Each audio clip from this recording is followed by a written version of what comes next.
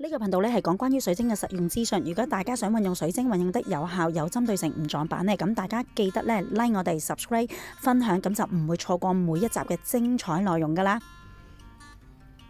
Hello， 大家好啊！又到我哋 Imo Crystal 咧，今集同大家咧分享下咧呢一啲咧嘅水晶嘅知識啦。嗱，咁咧大家好多時咧買水晶咧都會買一啲叫做圓粒嘅水晶啦，譬如好似呢啲啦，圓粒嘅水晶啦，係啦。咁但係咧有時咧可能都見到有啲 design 咧都幾靚嘅喎，譬如好似我呢啲見到一啲 design 咧加埋落去幾靚啊，或者自己加咗一啲 accessory 落去啦，例如係啲茄金啊，或者有啲係純銀嘅 accessory 咧都會擺埋落去噶。嗱，咁結果咧造成咗啲咩嘅情況出現咧？就係當你要去清洗或者要去淨化嘅時候咧，你係唔能夠咧用水咧去清潔，即係話唔可以浸水啦，唔可以浸閃靈轉水啦，係啦，其實噴都爭啲噶啦，因為你都會揩到噶嘛。嗱，例如係啲咩咧？例如好似我而家打個比喻啊嚇，除咗係嗰啲叫咩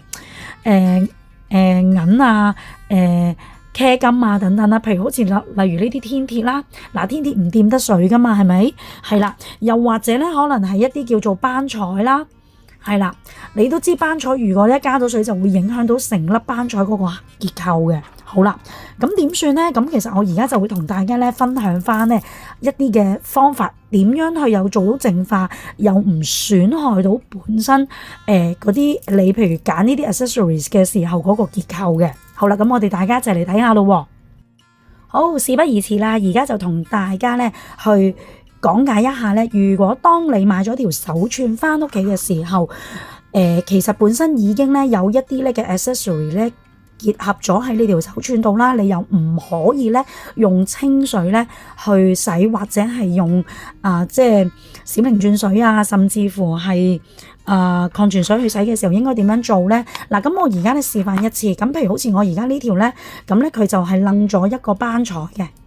，OK， 掕咗一個班彩嘅，因為班彩如果你濕水咧，你成粒班彩唔要得噶啦。OK， 好啦，咁我而家示範一次。咁咧我有兩個方法嘅，咁我第一個方法咧就係咧用咩咧？用呢一個，大家留意啦，就係呢個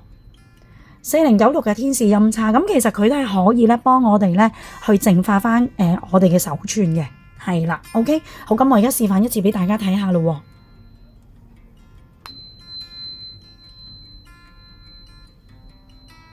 係啦，用呢個方法咧去做一個淨化，咁來回咧3至5次啦。OK， 係啦，咁咧仲有一個咧幾特別嘅方法咧去俾大家嘅，大家即係當知多樣嘢啦，就係當你去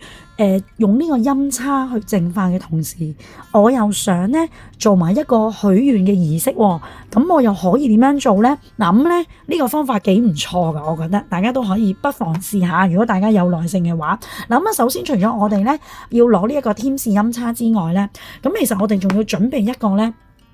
嘅白水晶原石，係一定要有尖嘅，係啦，有尖位嘅。係啦，有一個柱狀啦嚇，原石啦呢一種啦，甚至乎咧你afford得起嘅，咁大家咧可以用咧雷姆尼亞嘅，係啦，原石，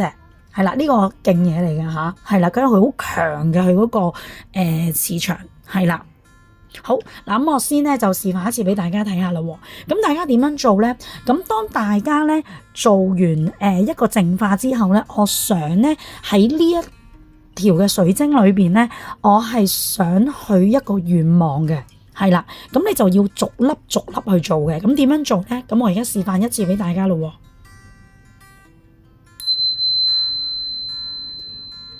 嗱，睇唔睇到？嗱，咁我就要將咧嗰個嘅水晶嗰個尖嗰個位係要對住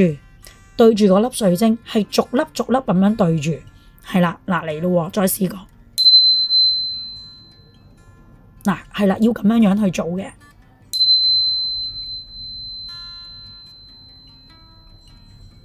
係啦。咁一路佢喺度響緊嘅時候咧，你就一路咧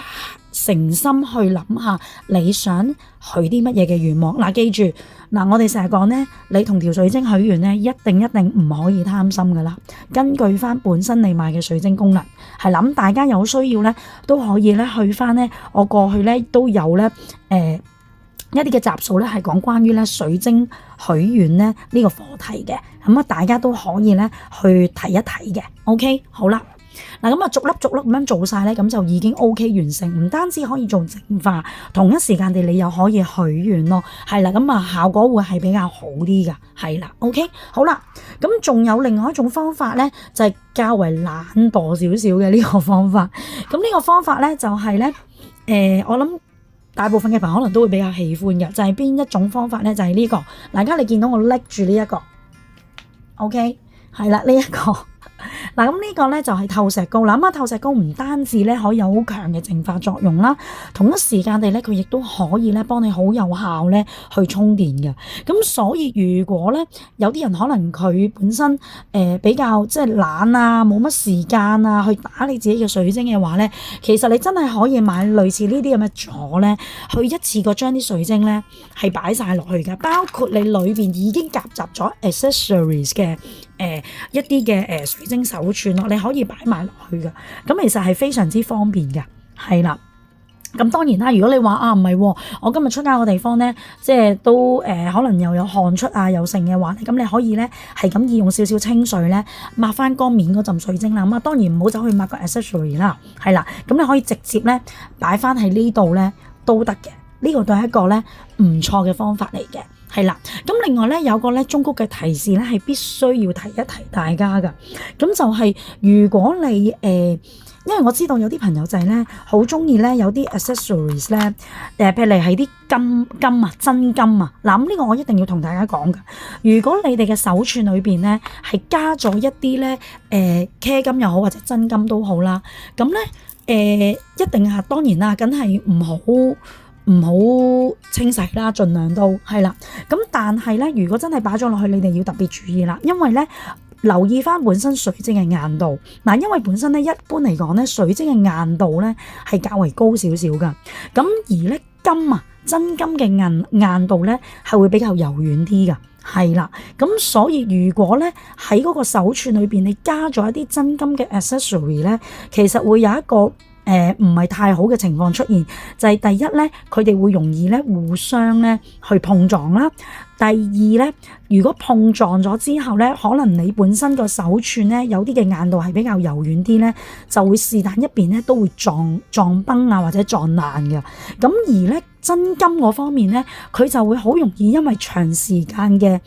碰撞啊，同埋同個水晶咧產生一啲叫做化學作用嘅情況底下咧，其實嗰個真金咧嘅 accessory 咧都會好大機會咧會變咗色同埋變咗質㗎。咁呢一個位咧，我都要同大家咧去留意嘅。咁所以如果有時大家咧，你哋去買一條手串，好中意咧擺啲裝飾咧喺條手串度咧，我都鼓勵大家咧唔好咧擺啲真金落去咯，係啦，因為真係會令到咧一係粒珠或者一係粒金粒咧會容易破損啦。第二就係本身嗰個金粒咧會有機會係真係會變色㗎。係啦，咁所以呢一個位咧要特別留意翻，係啦。咁咧今集咧嘅分享咧就係咁多啦。希望咧今集咧教大家一啲特別嘅淨化方法咧都可以幫到大家手啦。咁我哋下一集再見啦，拜拜。